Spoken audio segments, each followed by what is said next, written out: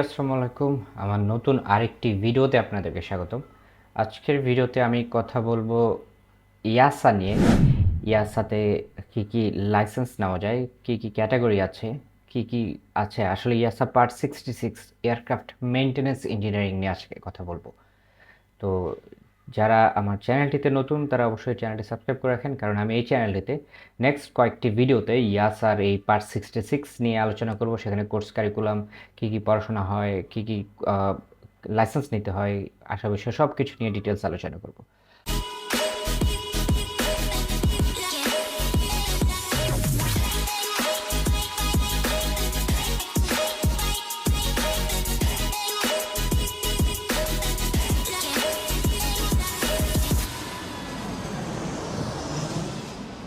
তো ইয়াসার সিরিজ ভিডিওর আজকের প্রথম ভিডিওতে আমি বলবো যে আসলে এয়ারক্রাফট মেইনটেনেন্স ইঞ্জিনিয়ারিংয়ের ক্ষেত্রে এই ইয়াসাটা আসলে কী।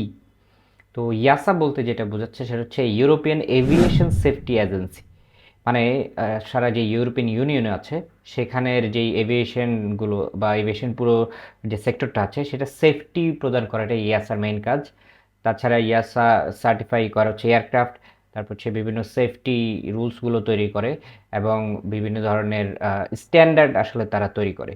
তো এয়ারক্রাফট মেইনটেনেন্স ইঞ্জিনিয়ার যারা হবে তাদের যদি ইয়াসা পার্ট 66 করা থাকে তখন কিন্তু ইয়াসা তাদেরকে কোয়ালিফাই করে অথবা সার্টিফাই করে যে তারা এয়ারক্রাফট মেইনটেনেন্স ইঞ্জিনিয়ার হিসেবে যে কোনো এয়ারলাইন্সে কাজ করতে পারবে এবং তারা ইয়াসা অ্যাপ্রুভড মেইনটেনেন্স ইঞ্জিনিয়ার। তো ইয়াসা অ্যাপ্রুভড মেইনটেনেন্স ইঞ্জিনিয়ারের জন্য ইয়াসা আসলে ইঞ্জিনিয়ারদেরকে কি কি ক্যাটাগরিতে লাইসেন্স প্রদান করে সেটা নিয়ে আমি আজকের এই ভিডিওতে আলোচনা করব। তো এখানে আমার কাছে ইয়াসার একটা ডকুমেন্টস আছে যেটা আমরা দেখতে পাচ্ছি। ইয়াসা মানে হচ্ছে European union aviation safety agency. তো এয়ারক্রাফট মেইনটেনেন্স ইঞ্জিনিয়ারিংয়ে এই পার্ট 66 কথাটা অনেকবারই অনেকেই শুনছে হয়তো। তো কিভাবে এই পার্ট 66 লাইসেন্সটা নেওয়া হবে সেটা নিয়ে আমরা আলোচনা করব। তো এই পার্ট 66 লাইসেন্স কয়েকটা ক্যাটাগরিতে আসলে পার্ট 66 তারা লাইসেন্সটা প্রদান করে।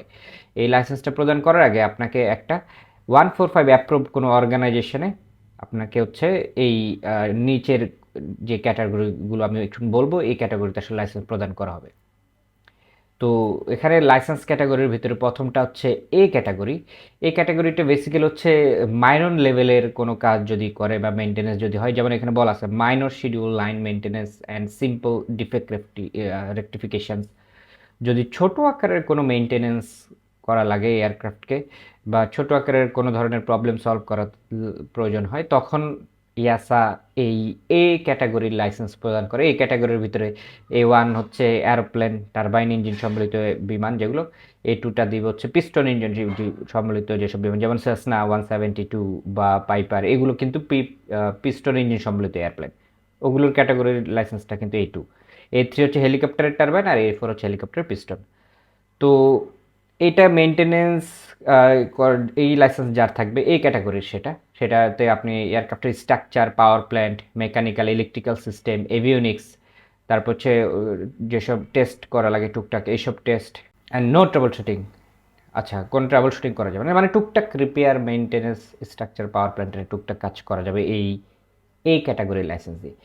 তো বেসিক্যালি যারা ইয়াসা পার্ট 66 লাইসেন্স নেয় তারা আসলে বি ক্যাটাগরিটা নেয়, কারণ বি ক্যাটাগরিটা হচ্ছে ডিটেলস আপনি সব কিছু করতে পারবেন, আপনি আসলে রিলিজ করতে পারবেন এয়ারক্রাফটকে, বা এয়ারক্রাফট টেক অফের আগে আপনি সাইনিং অথরিটি হবেন বা সাইনিং পার্সন হবেন যে এয়ারক্রাফটকে রিলিজ করবে, মানে এয়ারক্রাফটটা সেফ সেটা রিলিজ করার আপনার যে যোগ্যতা সেটা আসলে বি টাইপের লাইসেন্সে পাওয়া যায়।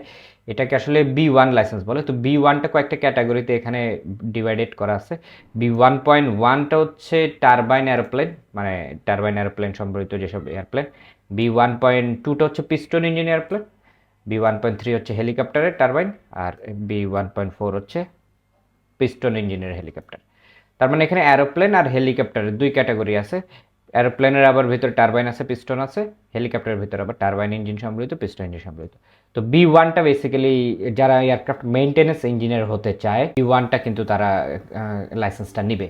তো কেউ যদি কোনো এয়ারক্রাফট মেইনটেনেন্স ইঞ্জিনিয়ারিং একাডেমিতে জয়েন করে তারা কিন্তু B1 লাইসেন্সটা নেওয়ার জন্য পড়াশোনা করতে পারে এবং তার নির্দিষ্ট এক্সপিরিয়েন্স, তার নির্দিষ্ট মডিউল কমপ্লিট করার পরে কিন্তু টাইপ রাইটিংয়ের পরে এই B1 এয়ারক্রাফটটা লাইসেন্সটা সে নিতে পারবে।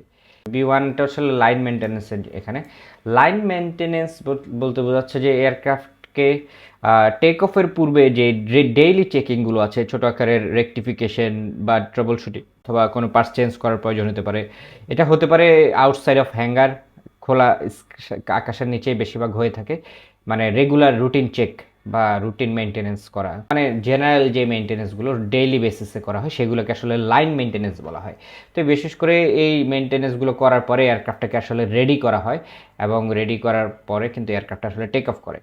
তো রেডি করার পরে যে সাইন করবে তাকে কিন্তু একজন B1 এই ক্যাটাগরির উপরে লাইসেন্স হোল্ডার হতে হবে, যে এয়ারক্রাফটটাকে রিলিজ করবে। যে এয়ারক্রাফটের এসব এসব মেনটেনেন্স করা হয়েছে, এগুলো এয়ারক্রাফটটা এখন ফ্লাই করার জন্য সেফ।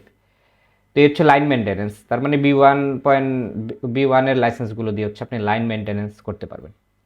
আর B2টা হচ্ছে এভিওনিক্সের উপরে, পুরোটা এভিওনিক্সের উপরে। আপনি B2 যদি আপনার এভিওনিক্স মানে হচ্ছে ককপিট রিলেটেড, ইলেকট্রিক রিলেটেড যেই কাজকর্ম, আপনি যদি এই রিলেটেড মেনটেনেন্স ইঞ্জিনিয়ার হন, আপনাকে বা এই রিলেটেড আপনার ইন্টারেস্ট থাকে, আপনি তখন কিন্তু B2 ক্যাটাগরিতে লাইসেন্স নেবেন। আর B3টা হচ্ছে piston engine non pressure aircraft below 2000 KG mass, মানে ম্যাক্সিমাম টেক অফ ম্যাস 2000 কেজির নিচে যেসব নন প্রেশারাইজড কেবিন বা এয়ারক্রাফটগুলো আছে, ছোট এয়ারক্রাফট, এগুলোর পিস্টন ইঞ্জিনের ক্যাটাগরিটা হচ্ছে B3। ওকে।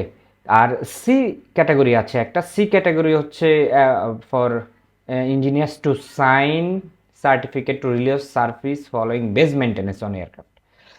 ওকে, তো আমি ইয়াসার এয়ারক্রাফট মেইনটেনেন্স ইঞ্জিনিয়ারিংয়ের পার্ট 66 লাইসেন্স নেওয়ার যে সিস্টেমগুলো আছে এটাকে একটা সামারাইজ যদি করি, বেসিক্যালি পার্ট 66-এর যে ক্যাটাগরি, প্রথমটা হচ্ছে এ ক্যাটাগরি। এ ক্যাটাগরির ভিতরে কয়েকটা সাব ক্যাটাগরি আছে। এই ক্যাটাগরিটা বেসিক্যালি হচ্ছে ছোট আকারের মেনটেনেন্স, ছোট আকারের কাজকর্ম করার জন্য। বি ক্যাটাগরিটা হচ্ছে বেসিক্যালি ফুল মেনটেনেন্স করা।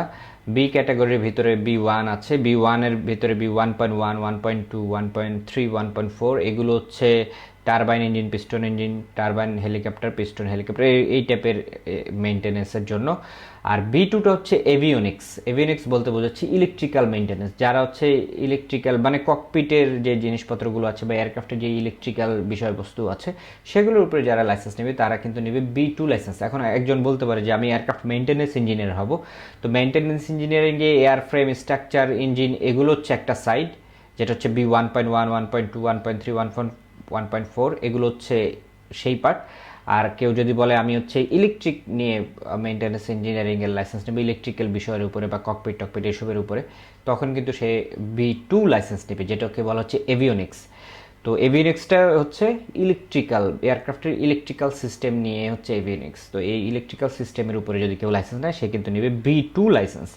আর B3টা হচ্ছে 2000 কেজির নিচে যে এয়ারক্রাফট, নন প্রেশারাইজড এয়ারক্রাফট, পিস্টন ইঞ্জিনের, সেগুলোর লাইসেন্স যদি নেন তাহলে সে কিন্তু পাবে B3 এয়ারক্রাফট মেনটেন্যান্স ইঞ্জিনিয়ারিংয়ের লাইসেন্স।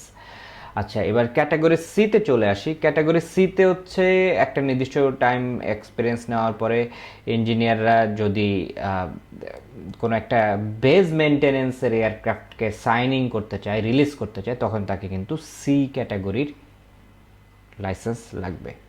তো নেক্সট হচ্ছে আমরা কথা বলবো, যেহেতু বি ক্যাটাগরিটার ভেতরে অনেক কিছু আছে এবং বি ক্যাটাগরিটা এই একটা বড় মেনটেনেন্স, মানে ফুল মেনটেনেন্স করতে পারবে, যে এয়ারক্রাফট রিলিজ করার সাইনিং অথরিটি পাবে। তো এই B1.1 বা 1.2 বা 1.4 বা 1.3 এই B1-এর যে ক্যাটাগরি আছে এটাতে কি কি সাবজেক্ট পড়ানো হয় পার্ট 66-এ সেটা নিয়ে আলোচনা করব। বেসিক্যালি যারা এয়ারক্রাফট মেনটেনেন্স ইঞ্জিনিয়ার হতে চায় তারা কিন্তু এই বি ক্যাটাগরিতে মেনটেনেন্স ইঞ্জিনিয়ার হতে পারবে। বি ক্যাটাগরিতে এয়ারফ্রেমের উপরে যদি করতে চায় B1-এ করবে, আর এই B2-তে হচ্ছে এভিওনিক্সে করবে, আর B3-তে হচ্ছে ওই ছোটো এয়ারক্রাফটের 2000 কেজির নিচে যেসব এয়ারক্রাফট সেগুলো এয়ারক্রাফটের উপরে করবে। আপনারা যারা বাংলাদেশের ড্রোন পাইলট ট্রেনিং শিখতে চান আপনারা আমাদের একাডেমির সাথে যোগাযোগ করতে পারেন। আমরা basically drone pilot training provide করে থাকি। এছাড়া কেউ যদি চায় না শ্যানিং এয়ারস্পেস ইউনিভার্সিটিতে পড়তে চান তারাও আমাদের সাথে যোগাযোগ করতে পারেন। আমরা বিনা খরচে আপনাকে শ্যানিং এয়ারস্পেস ইউনিভার্সিটিতে অ্যাডমিশনের সুযোগ করে দেব। বিস্তারিত জানতে আমাদের দেওয়া হোয়াটসঅ্যাপটিতে যোগাযোগ করুন। তো নেক্সট ভিডিও দেখার জন্য সবাইকে অগ্রিম আমন্ত্রণ। সবাই ভালো থাকবেন, সুস্থ থাকবেন, অ্যান্ড হ্যাপি ফ্লাইং।